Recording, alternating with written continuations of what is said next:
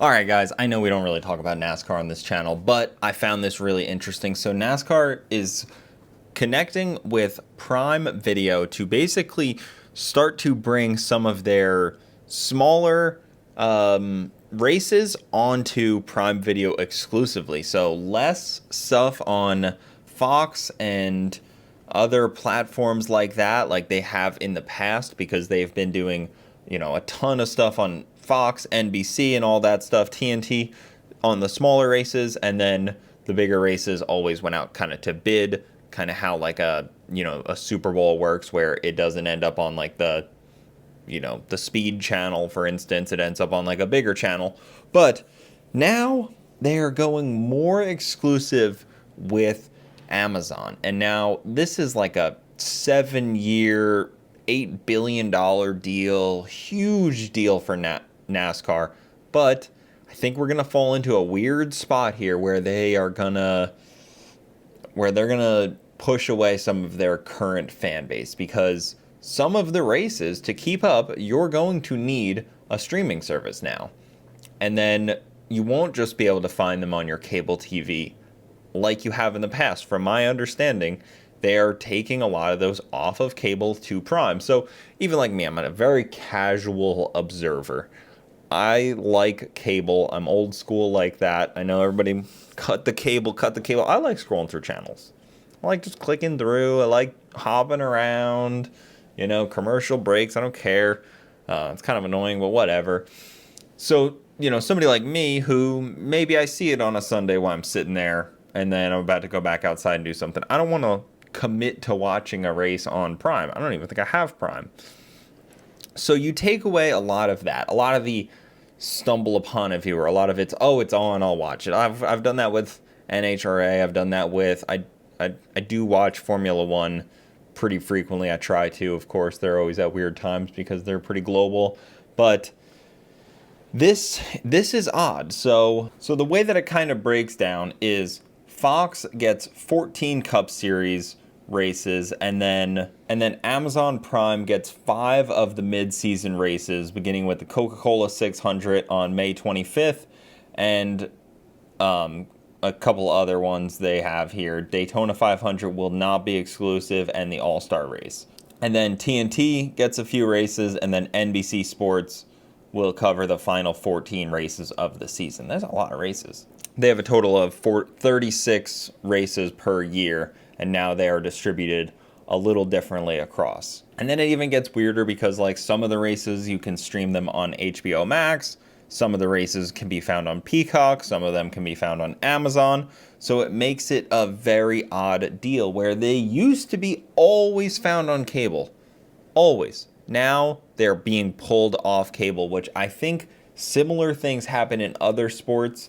I think the NFL tried some stuff like this, the NBA tried some stuff like this, and it really segregates your consumer where they can't see things. And then they start doing zones where if you're too close to the action, you can't see it because they want you to try to get to the game. And then they do weird stuff like that. And it just starts to get messy really quickly. And I think currently I hate streaming. I think I've fallen into that super dislike of it where it's just information gathering and they're slipping ads in where you pay for things and then you're not getting as good of an experience. Things are disappearing. There's a whole mess of why streaming is absolutely horrendous. The quality tends to suck half the time for what you're paying for. Yes, you can watch it anywhere, but it just doesn't really hit the same as you want it to. What you imagine streaming to be and what it actually is are two very different things. There's nothing that you actually want to watch on there. And then for the rare occasion like this that there is, you don't have it. So you can't even enjoy it.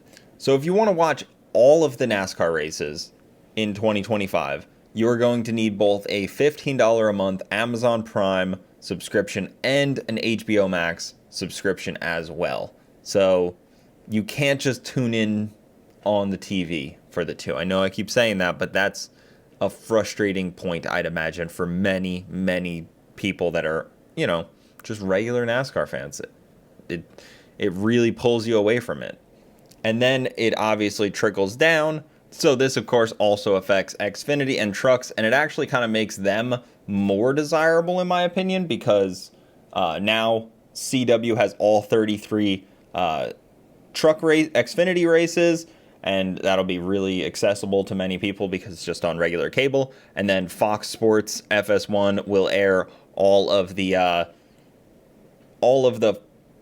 truck series races, so there's no streaming only races announced at this point. So it's actually making those race series more desirable because they're going to be easier to watch if you don't have those streaming services. If you're just a cable cruiser like a lot of people, these are going to be what you want to watch. Now, how that affects ARCA, I don't know yet. ARCA's always kind of up in the air. Sometimes it's just not on anything. Sometimes it's just on like the NASCAR app, I think. Sometimes it's just I don't know. I don't know where ARCA always ends up depending on the track.